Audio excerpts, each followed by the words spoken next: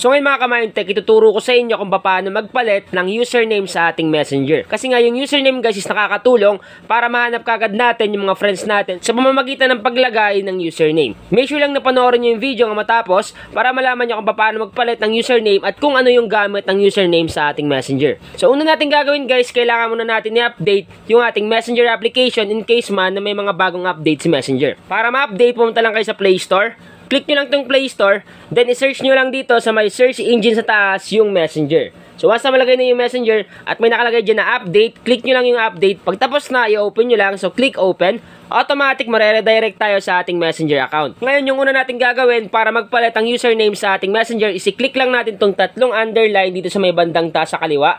Ito yun guys, or ito yung tinatawag na hamburger sign na logo. So ang gagawin natin, click lang natin yan.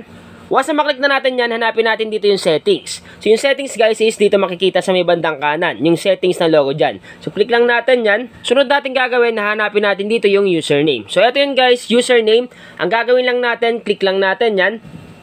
Once na maklik mo yan guys, automatic lalabas yan sa baba. Nakalagay dito yung username natin. Kung in case man na wala ka pang username, mas maganda kasi nga malalagin mo kagad siya. At kung meron ka namang username na at papalitan mo lang, walang problema. So ang gagawin mo lang, click mo lang tong edit username, okay? So click lang natin tong edit username. Ngayon mga ka-Mindtech, paano nga ba magpalit ang username sa Messenger? So ang gagawin nyo lang, itap nyo lang dito, tap natin.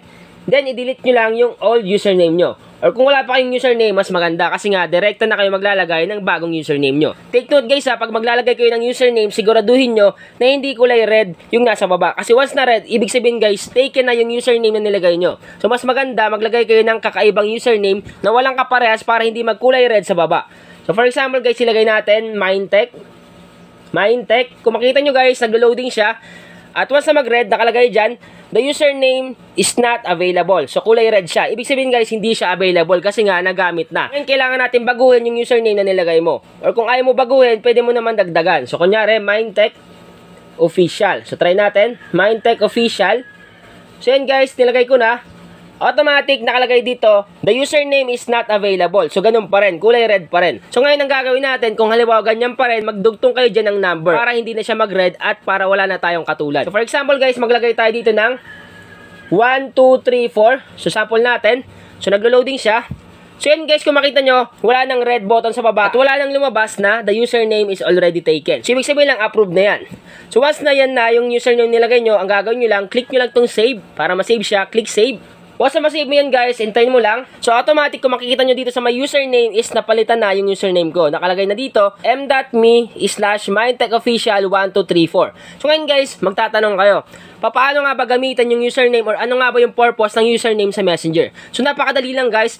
Etong nakalagay dito sa username na m.me/mindtechofficial1234. Once na sinearch mo yan sa Google, sa phone mo, automatic guys, mareredirect kayo sa friends nyo. Kung sino yung friends nyo na alam nyo yung username. So sa ganung paraan, mas mabilis kayo matutunton sa Messenger. Hindi na magta-type pa or hindi na magsa-search pa sa search bar ng Messenger kung sino yung taong hinahanap nyo. Kasi nga automatic, pag binigay mo yung username mo sa kanila, automatic marerekta sila sa Messenger at makikita ka kagad. So ang gagawin nyo lang, halimbawa hinihingi ng mga friend nyo yung mga Messenger nyo, ang gagawin nyo lang, ibigay nyo lang yung username nyo, automatic pag click nila yan, mareredirect kagad sila sa Messenger mismo nyo at pwede na kagad sila mag-message. So ganun guys, kabangis at kalapit yung username dito sa Messenger.